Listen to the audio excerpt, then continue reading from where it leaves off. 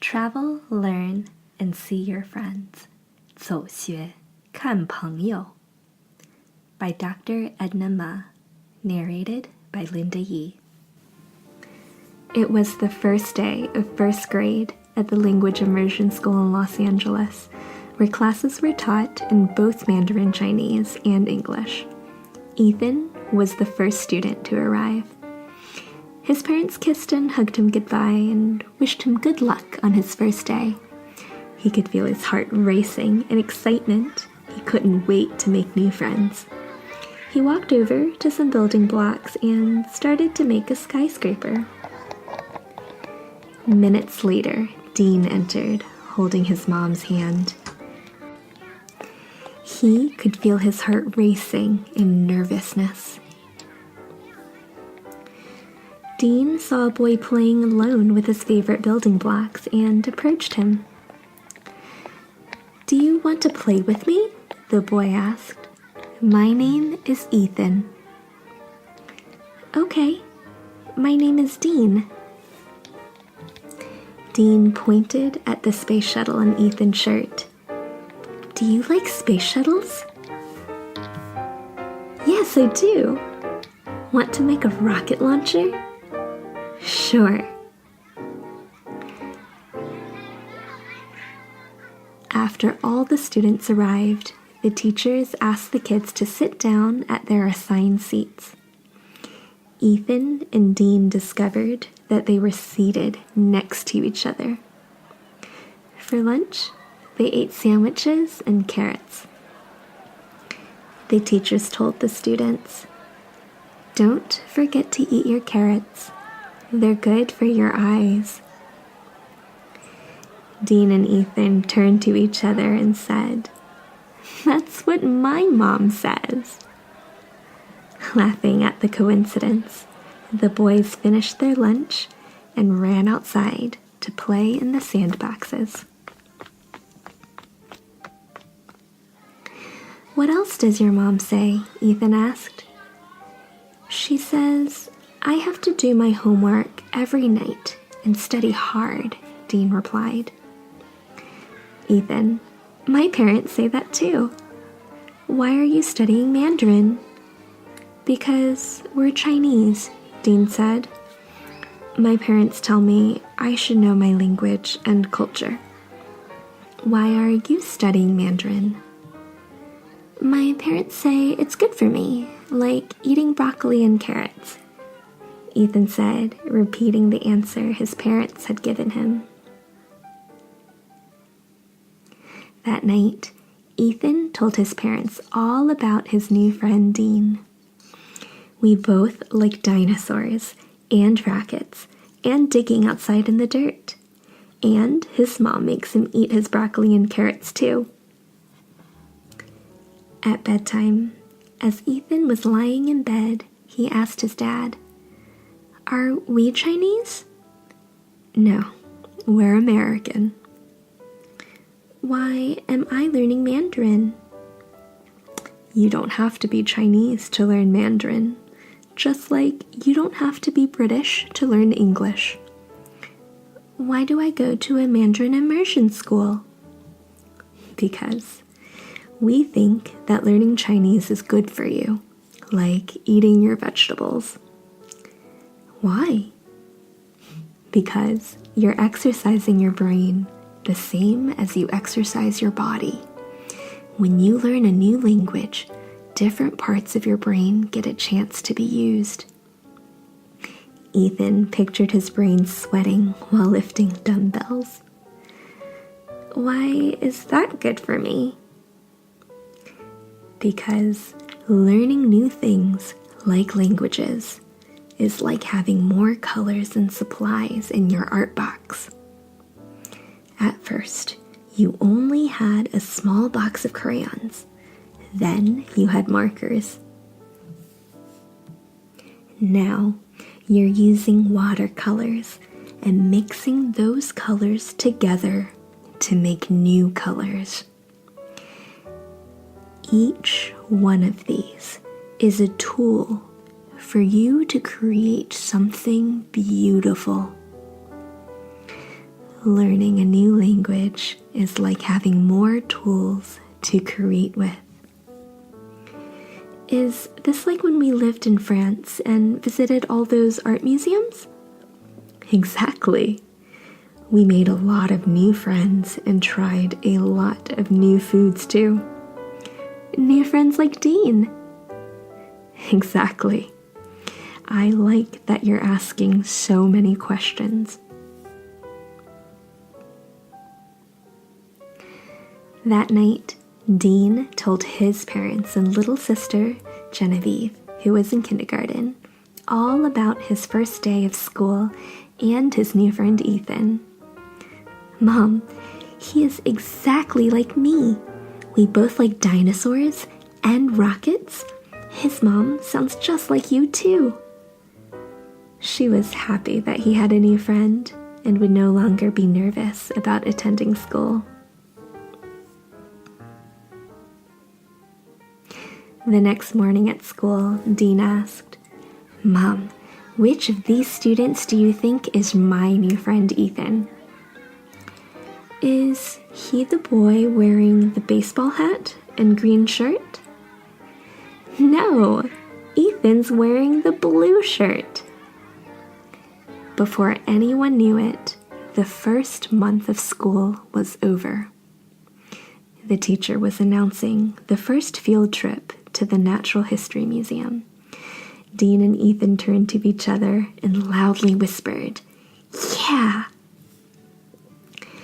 I bet I know more dinosaurs than you. No way.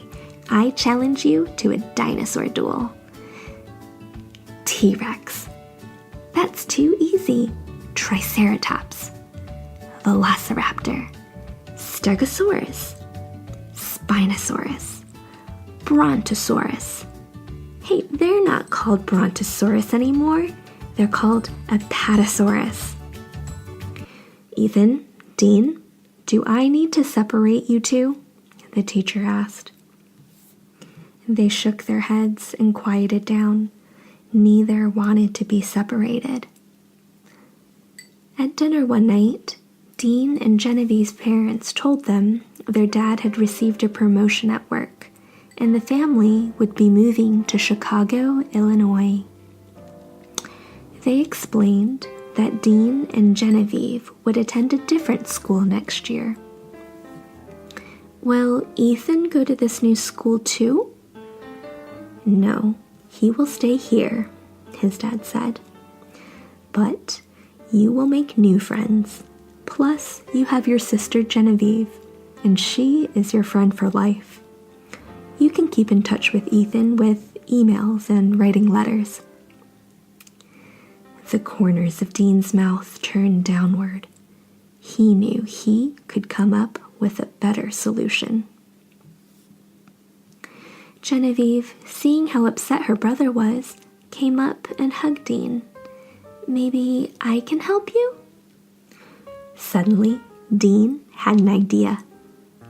He had just learned about sister cities in school. Turning to the internet, he discovered that Shanghai is the sister city to Chicago. His fingers tapped quickly on the keyboard. Did you know that Shanghai is the world's biggest city? There are many museums and a huge aquarium there. Look, there are sharks at the aquarium, and dolphins too. I want to go, Genevieve said excitedly. We should convince Mom and Dad to take us to a language camp there, so we can visit the aquarium and other fun places.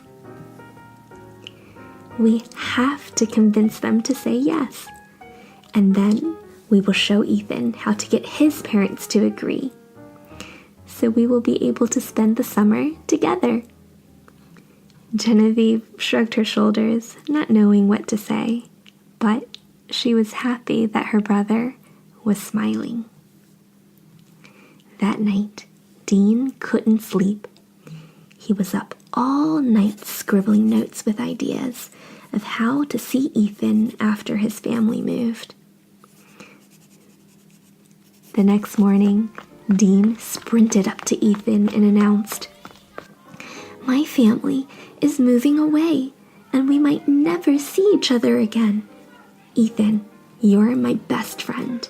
We can't let that happen. But don't worry, I came up with a plan." Dean opened his notebook and showed Ethan his notes. "Our parents like to travel and learn new things." "What are you talking about, Dean?" "Listen to this. I've made a plan for us to see each other, but it's disguised as learning. We can call it T.L.C. What does T.L.C. mean? Well, T stands for travel. We can travel to China and the sights. L stands for learn. We will obviously be learning Mandarin. And C stands for see Ethan. Moving away would be a disaster. If I can make our parents think that T.L.C. is a chance to learn Mandarin, then this plan would be a success." Ethan nodded. "We have nothing to lose." That night at dinner, Ethan explained that Dean would be moving to a different city and school. "We are sorry to hear that," his dad said. "Don't be sad," Ethan said. "We have found a way to see each other again." He opened Dean's notebook. "Let me present our T.L.C. plan. The T stands for travel to China. The L stands for learn Chinese. And the C stands for see the world and my friend Dean." Ethan's mom said, "This is a great proposal. I like your creative thinking. If you didn't study Mandarin, you probably would not have met Dean. Your dad and I will have to sort out the details, like when and how. But we are happy that you took the initiative to find a solution." Ethan didn't fully understand his parents' response, but he understood that they didn't say no.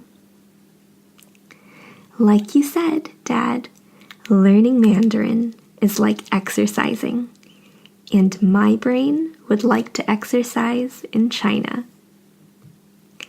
That night, both Dean and Ethan lay awake separately, envisioning their plan to study overseas. Now that their parents liked their plan, they needed to find a Mandarin school in Shanghai. They were exercising their brains. And they knew they could arrive at a creative solution, especially if they helped each other.